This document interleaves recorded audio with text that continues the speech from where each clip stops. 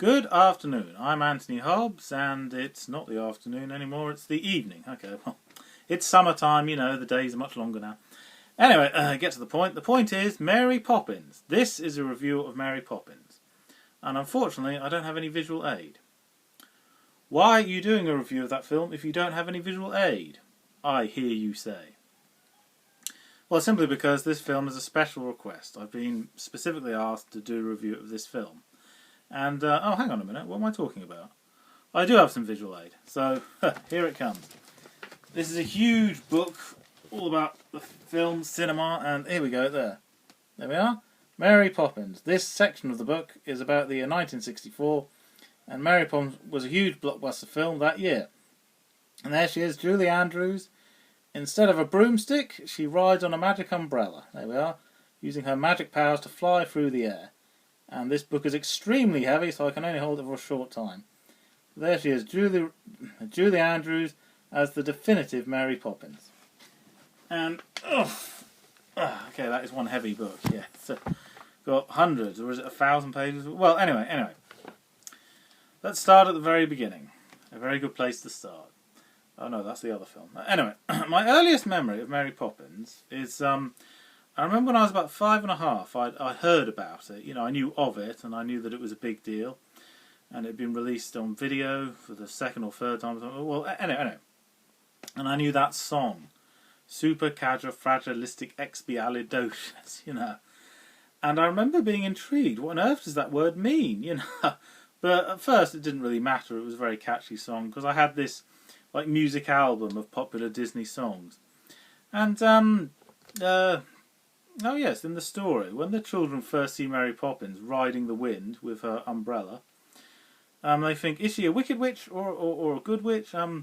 She must be good because she has an umbrella instead of a broomstick. Okay, that's the children's logic there, yeah. Anyway, so I knew of Mary Poppins. I got that it was a big deal and had lots of songs, but I hadn't actually seen the film. On New Year's Day, so this is when I was about 6 and a half, the following year. Well, basically what happened was this. There were two films on television at the same time. On New Year's Day, in the early afternoon. There was Mary Poppins and another film on ITV, which was another blockbuster film, yeah. Now, the thing you have to understand is, in the late 80s, not everybody had a video machine. You couldn't record things. You had to choose one or the other. You couldn't see them both. Nowadays we have recording mechanisms, a planner, and all sorts, and catch up if you miss it. Yeah, but back then there was none of that, you know. So you had to choose, and I chose the other film, a great adventure film on the other side. Then I thought, but even so, I half regretted it, because I would have liked to see Mary Poppins, you know. So anyway, when the adventure film on ITV had finished, Mary Poppins was still on. Not much left, you know, less than 20 minutes, you know, but I watched it. And I'll never forget that feeling as a child. The bit at the end when they're singing the song, "Let's go fly a kite." And I remember thinking, wow, what a cool film. And I remember wishing very much. I wish I could have seen it from the start. That would have been so much better, you know. So I was intrigued and I wanted to see the whole film. But, as I said before, I didn't have video machines, so you just had to wait for it to come on the telly again. Years later, I think I was about 9 or 10. Oh yes, I got the audio tape version of Mary Poppins, you know. So I got the gist of it, knew more or less the story, and they sang the Supercalifragilisticexpialidocious song at the end. Then, I think almost 2 years after that, or no, it was 2 years, Christmas time when I was 11, then at last, Mary Poppins was shown on TV. Okay, I'd missed the first 20 minutes, but it doesn't matter, details. I saw most of the film, at last, the whole film, or most of the film, and I loved it. I thought it was great, you know. I got what all the fuss was about, you know. It was a really good, enjoyable film, yeah. Visually stunning, you know, lots of fun, you know, great special effects, or I thought they were great special effects when I was that young. I've seen much better since then. And overall, a very enjoyable film, yeah. Great fun to watch, yeah. And a friend of mine, he said how he compared Mary Poppins, the character, with the Cat in the Hat. You have this house, which is all orderly and all these strict rules and everything, And then this crazy, wacky character comes in and just throws the rule book out the window. Anything goes, all this bizarre stuff. Very like Mary Poppins, who threatens the order and stability of the household, yeah. That's one way of looking at it, yeah. But for me, yeah, I suppose I can understand that. But also, to some extent, I thought Mary Poppins was a little like Willy Wonka, Very bizarre, says really wacky, strange stuff, but at the same time, really likeable. Yes, yes. In spite of all her eccentric behaviour, Mary Poppins is a very likeable character. And she likes her one-liners. Yes, the tape measure measures her, she says. It says on the tape measure, I'm Mary Poppins, practically perfect in every way, yes. And when there's a whole load of chimney sweeps that have come down the chimney, dancing all about the house, having soot everywhere, Mr. Banks, the owner of the house, is infuriated. What the heck is going on? Mary Poppins, explain this right now. Before I do, I want to make one thing perfectly clear. I never explain anything. Yes, very bizarre, strange character. But, okay, there are some serious issues as well. At first glance, Mary Poppins is amiable nonsense, like Alice in Wonderland, But when you grow into an adult, you realise, no, there are some quite deep issues in there. Some psychological stuff as well. And I'll come to that in a minute. Yes, it's great fun for kids, but the thing is, the character of Mr. Banks, he looks after his children well. He provides them with a home. He makes sure they eat well and everything, go to a good school and all that. But he never plays with them. He never does anything random or unexpected. Just everything's routine, And that's fine. Nothing wrong with having a routine, having a stable environment. But every now and again, you should do something outrageous or unexpected, yeah. But Mr. Banks has forgotten what it's like to be a child. All that innocence and stuff. It's lost innocence, yeah. It's completely gone, yeah. Oh yes, and talking of comparing Mary Poppins to other stories, well, here's another comparison. The movie Hook, which came out in the early 90s, is all about, well, the concept of Hook is, what if Peter Pan grew up? He forgets all about Neverland, and he becomes a workaholic. He spends little or no time with his children. It's all about lost innocence.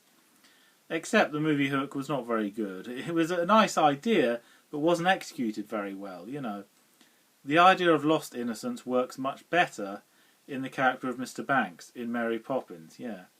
When he finally remembers what it's like to be a child again, and consequently becomes a better father. And it's all because of Mary Poppins, because of her influence, yeah. And he goes, mends the kite for the children, and they're over the moon with that and everything. He spends more time with them, playing, having games and stuff. And then an emotional bit for you, yeah.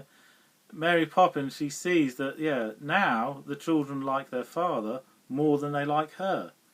But that's good. That's what she wanted to happen, yeah. So, yeah. And Mary Poppins, her job is done, so she rides the wind and zooms off, yeah. And a very whimsical person, they say, how long will you stay? And she says, I'll stay until the wind changes. That's not a definite answer, but then she never does give a definite answer to anything, yeah. And yes, it made Julie Andrews a huge big star, yeah, and Julie Andrews could sing. Some actors in musicals had to have another voice dubbed in to do the thing, but no, she could sing and play the character so well. And for me, Mary Poppins was like the definitive mother figure, yeah. When things go bad and wrong, she makes it all right again. Yeah, a great feel-good factor character, yeah. 1 year later, Julie Andrews... yeah, let's go. 1 year later, Julie Andrews starred in The Sound of Music, yes. And that is very Mary Poppins-esque. It's very similar. It's about a family that's not very happy anymore. Everything's routine and dull and boring. Nobody has fun and nobody's allowed to sing. And Julie Andrews plays a character, Maria, that makes everything right. So yes, that movie was made because of the success of Mary Poppins. Sound of Music, there's no magical elements, no supernatural stuff, but it's about a woman that brings, wonder and laughter and happiness everywhere she goes. Yeah, she's quite an eccentric character, but eccentric in a good way, yeah. Okay, some more trivia about Mary Poppins. There is a scene when Mary Poppins is singing "A spoonful of sugar helps the medicine go down." She has a little bird perched on her finger like that. But of course it's not really a bird, it's an animatronic puppet. which has a wire going through it, but it's hidden, it's out of camera shot because of her sleeve. Now, she had to be very careful not to break the puppet and not for it to fall over, yeah. So she had to move very gracefully. You know, your Mary Poppins got to be very graceful. You had to move gracefully and carefully not to break the puppet, you know. And okay, the puppet of the bird perched on a finger doesn't look very realistic now, but it was good on 1960s standards, you know. Because you got to remember, animatronic puppets, that was a brand new thing, you know. And Walt Disney was very familiar with this because he had animatronic puppets in you know, the parts of Disneyland, you know. So he's familiar with that concept, yeah. So a good precursor to good animatronic puppetry. That's basically what I'm trying to say, yeah. And the writer, hang on, it's written down here, P.L. Travers. She's the lady that wrote the Mary Poppins books. And for a long, long time, filmmakers asked if they could make a movie version of Mary Poppins, but she refused. Because she said, movie versions, I've seen lots of really bad movie versions of books. They don't do it justice at all. Walt Disney got to meet her. He said, please, please, can I make a movie version of Mary Poppins? And she refused. He was a millionaire, you know, he could offer any money she wanted. No money could persuade her, you know. So instead, Walt Disney had to charm her, you know, had to convince her in the nicest way possible that it's worth it, you know. Yeah, you had to use charisma and charm in order to persuade her, because he was determined to get this film made. Eventually, P.L. Travers, she agreed to let him have the rights to make it into a film on condition that she was a consultant during the making of the film, to make sure, yep, that's right, that should be done like that, that should be done, yeah, like that. So everyone was happy. And Mary Poppins was a huge blockbuster film. It made a huge star of Julie Andrews, made her a household name. And it made a big star of Dick Van Dyke as well, yes, who went on to be in Chitty Chitty Bang Bang. That's a totally different story to Mary Poppins, but it's very similar in style, you know, this feel-good factor type musical. And my mother, she saw Mary Poppins when it was brand new in the cinema. You know, it was this massive blockbuster, so she wanted to see what all the fuss was about. But her only criticism was, why didn't they get a real Cockney to play the part of Bert, the chimney sweep?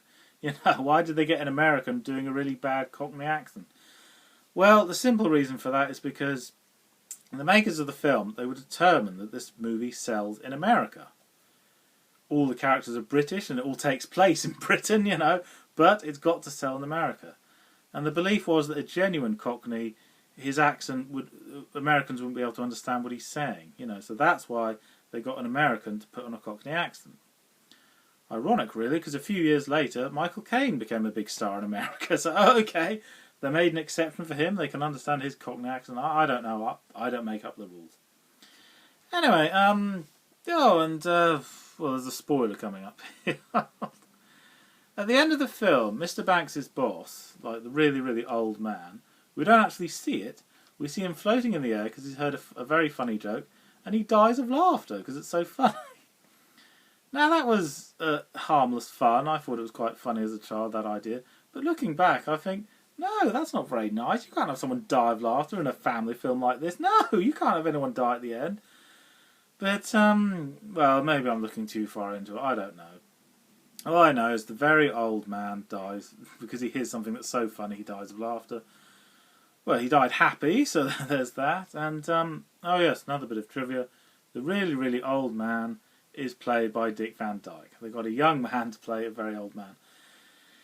And, oh yes, Ed Wynn, who plays the man that laughs a heck of a lot. He's an uncle or something, and laughs a lot and like floats in the air. There's sort of like this magic power that if you laugh enough, think something's funny enough, you float in the air. Anyway, the actor that laughed a lot and is floating in the air is played by Ed Wynn. Now, Ed Wynn did the voice of the Mad Hatter in the 1951 Disney film of Alice in Wonderland. And that was a cartoon. And yeah, I thought that was kind of cool, you know, because the character that floats in the air that's laughing is very similar to the character of the Mad Hatter, you know. So, yeah, that was a good connection with a live-action Disney film and a cartoon Disney film, sort of connects them together, yeah. So we hear his voice, and then we see the man, see him, like Ed Wynn, in 2 different Disney films. And, yeah, the special effects, not that realistic now, but very good in 1964 terms, yeah.